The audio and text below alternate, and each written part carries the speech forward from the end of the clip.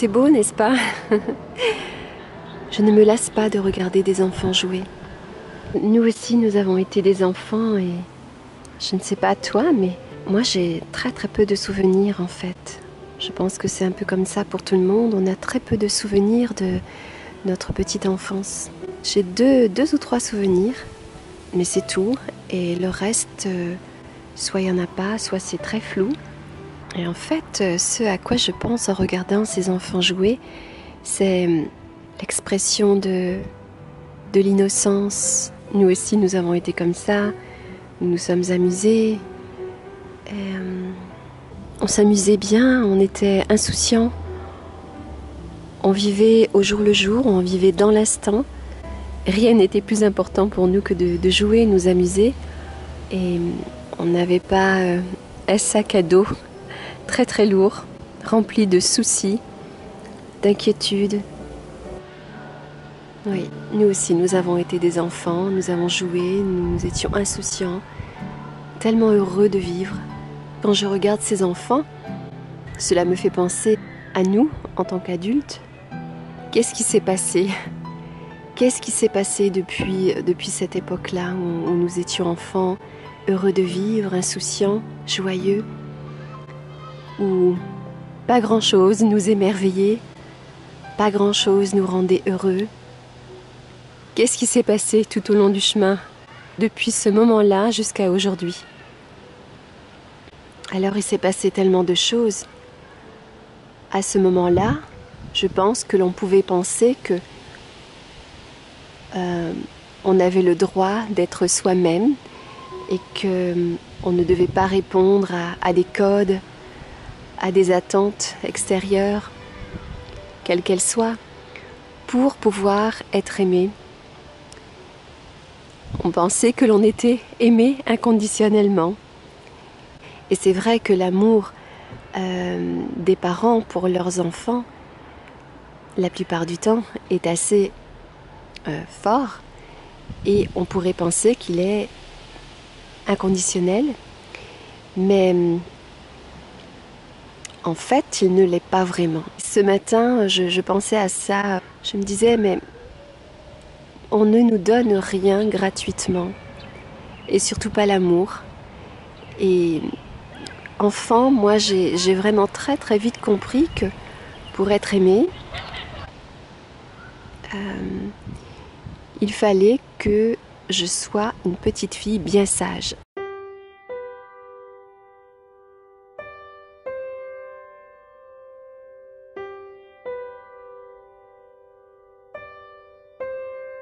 On nous dit quand on est enfant, si tu manges ta soupe, tu auras ceci.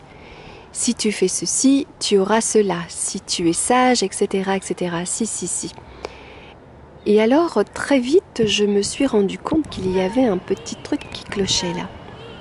Bien sûr, je ne pouvais pas l'analyser comme maintenant, mais je ressentais au plus profond de moi-même que j'avais tout intérêt à être une petite fille bien sage, à obéir, à répondre aux attentes de mes parents, puis ensuite après, voilà, à l'école, la société, tout ça, pour pouvoir être aimée, pour pouvoir être reconnue, pour avoir ceci, pour avoir cela, et surtout pour avoir de l'amour, quoi.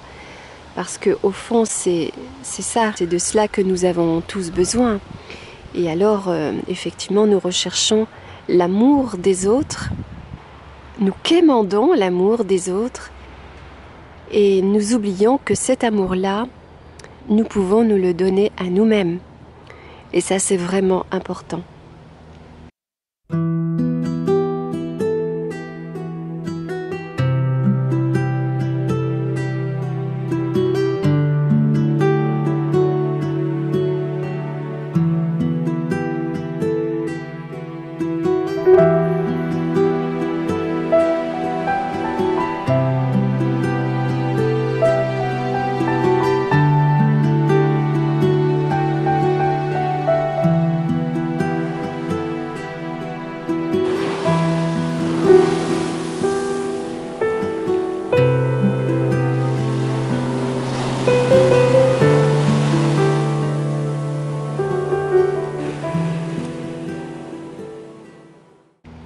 tant que on attend des autres, d'être aimé des autres, on est sur un chemin de souffrance.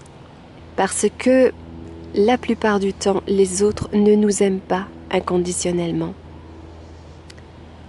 On va nous aimer tant que l'on va correspondre à l'image qu'ils ont de nous ou qu'ils espèrent que l'on aura. On va nous aimer si on correspond à... Oui, si on répond à leurs attentes, si on est comme ci, si on est comme ça, si on fait ci, si on fait ça, si on est bien sage, si... Voilà. Et alors on dépend toujours des autres, quoi. Et ça, c'est valable dans la petite enfance. Et puis après, c'est quelque chose que l'on garde en nous très très très longtemps, hein, jusque dans la vie adulte, peut-être toute notre vie. Si l'on ne prend pas conscience que, waouh, j'attends des autres qu'ils m'aiment, j'attends des autres qu'ils m'approuvent, qu'ils me reconnaissent, qu'ils voient qui je suis vraiment, j'attends des autres qu'ils puissent m'aimer comme je suis vraiment, qu'ils m'aiment pour qui je suis, indépendamment de ce que je fais ou pas, de ce que j'ai ou pas. Et on attend et on espère. Et alors après, quand on grandit avec les amis, avec les amis, on ne sait pas qui on est, on se cherche. Et alors on va très vite comprendre que pour pouvoir faire partie d'un clan, d'une communauté, d'un groupe, eh bien il va falloir là aussi répondre aux attentes des autres, correspondre à leur code et être comme tout le monde, faire comme tout le monde. Et comme on a peur de ne pas être aimé, on a peur d'être rejeté, on a peur d'être seul aussi, eh bien on peut vivre longtemps comme ça, à faire comme tout le monde. Et c'est une période difficile où l'on se cherche, où l'on ne se connaît pas. Et tout le monde copie sur tout le monde, en fait. Personne n'est vraiment soi-même. Et ensuite, ça vient encore plus tard dans la vie de couple. C'est pareil. Et on peut avancer comme ça toute une vie, vivre comme ça toute une vie, sans savoir qui l'on est vraiment, en perdant notre insouciance, en perdant notre joie de vivre, parce que notre joie de vivre, ce qui fait notre valeur, a dépendu toute notre vie des autres, de ce que disaient les autres de nous, de ce que les autres attendaient de nous, etc. Et alors, moi je me suis dit qu'il est important que j'apprenne à m'aimer, que je reconnaisse ma valeur, que j'apprenne à me connaître, qui je suis, même si je suis toute seule, qui je suis si je n'ai pas de reconnaissance qui vient de l'extérieur, qui vient des autres, qui je suis, comment je me sens si je suis toute seule, si je ne fais rien de glorieux, voilà, tout ça. Et alors j'ai fait tout un chemin pour apprendre à me connaître, pour apprendre à m'aimer telle que je suis, pour apprendre à oser être moi-même, à ne pas attendre des autres et aussi à donner inconditionnellement, quoi que ce soit, et surtout l'amour. Alors l'amour, ça peut être aussi l'amitié, etc. Donner aux autres inconditionnellement, comme moi j'ai aspiré vraiment une longue partie de ma vie, recevoir de façon inconditionnelle. Et donc en regardant ces enfants jouer, je me disais, waouh, elle est où cette époque? On a eu un court moment où c'était merveilleux et puis très vite, on s'est rendu compte de certaines choses qui n'étaient pas cohérentes et qu'on n'était pas vraiment aimé pour qui l'on était, mais pour ce qu'il souhaitait que l'on soit.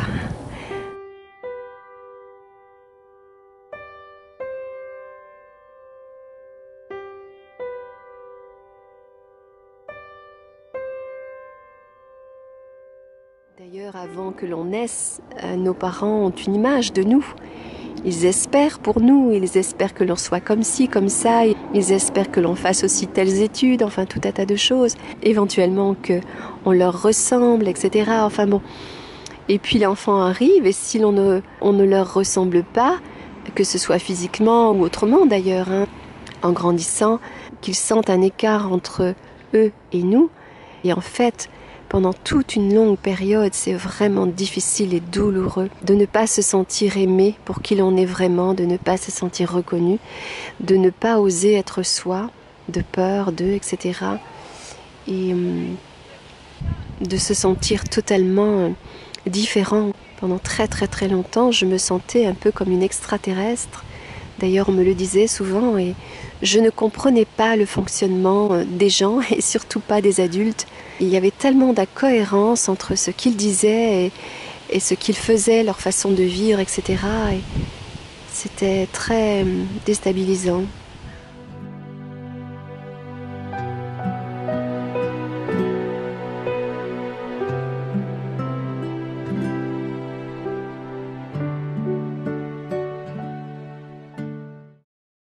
Et alors on peut se dire, ou les autres nous disent, mais tu n'es pas comme tout le monde, tu n'es pas comme les autres. Et pourquoi on devrait être comme tout le monde, comme les autres? Je n'ai jamais compris ça. On peut aussi voir les choses différemment, ce sont les autres qui ne sont pas comme nous. D'être différent, c'est très complémentaire, c'est très enrichissant. C'est merveilleux, quoi. Tout le monde ressemble à tout le monde, on peut voir, surtout des adolescents et des jeunes adultes, eh bien, ne pas savoir qui elles sont vraiment, ne pas trouver leur vraie identité, leur propre style à tout niveau. Ça, c'est un petit peu ce que je disais la dernière fois. Copier sur les autres, imiter les autres. Mais il ne s'agit pas de cela, c'est de vraiment trouver qui nous sommes vraiment.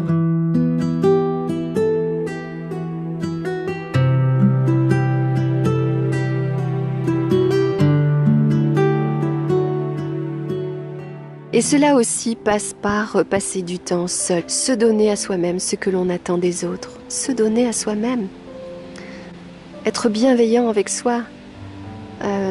Quand on réalise des petites victoires, enfin qui paraissent être petites, en fait, avec du recul, on se rend compte que ce sont des grandes victoires, ou des petites victoires sur petites victoires, à la fin ça fait une grande victoire. Et bien célébrer ça, se féliciter, ne pas se décourager et continuer d'oser être soi, quoi qu'il en soit, quoi que les autres pensent de nous, quoi que les autres disent de nous, quoi que l'on voit à l'extérieur, comment les gens vivent, etc. Et ne pas se laisser influencer parce qu'on peut penser, moi je ne suis pas comme ça, ou alors, oh là là, mais si je ne suis pas comme ça, je ne vais pas être aimée, etc. Donc on arrête ça. Et ça, c'est une des clés du bonheur et de la liberté. On se sent libre à ce moment-là. C'est merveilleux. Et on libère les autres par la même occasion. Voilà, donc je regardais ces enfants jouer et puis je me suis dit, waouh, que de chemin parcouru. Qu'est-ce que j'ai gardé de ces moments-là et tout ce chemin depuis ce moment-là jusqu'à aujourd'hui. Donc aujourd'hui, je m'aime pour qui je suis. Je n'attends pas des autres et je les aime de façon inconditionnelle. En tout cas, je m'applique à vivre comme cela et je n'attends pas des autres quoi que ce soit. Quand je donne, je n'attends rien en retour.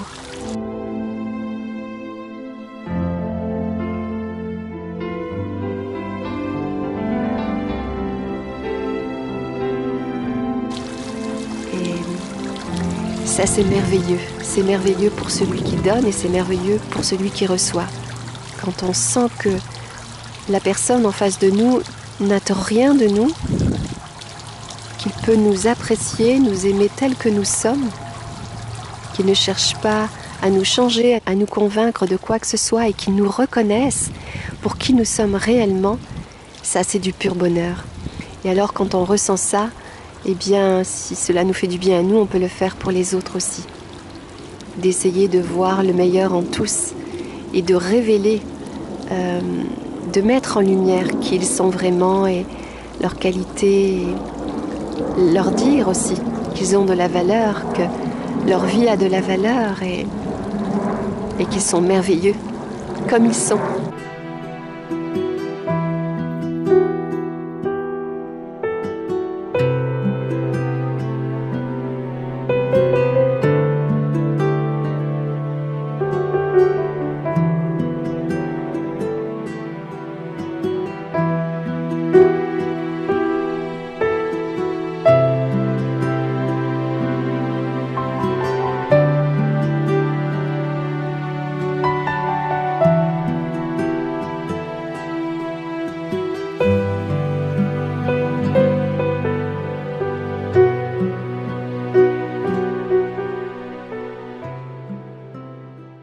Comme je le disais récemment, nous sommes en chemin et on n'est pas là pour juger les autres, mais peut-être de les guider ou de les accompagner. Et les accompagner, ça peut être aussi tout simplement les accepter tels qu'ils sont et nous être un modèle. Ne pas dire tu devrais faire comme ci, tu devrais faire comme ça, tu devrais être comme ci, tu devrais être comme ça. Non, nous on est comme on est et puis l'autre peut être inspiré. Et encore une fois, il ne s'agit pas de copier sur les autres, de vouloir être comme les autres, mais d'être une inspiration. Voilà. Ne pas attendre que les autres soient comme nous ou fassent comme nous. Et surtout que l'autre se sente reconnu dans sa vérité, dans qui il est vraiment. Voilà. Merci pour ton écoute. À très bientôt. Au revoir. Waves are coming in. Waves are coming in. There is so much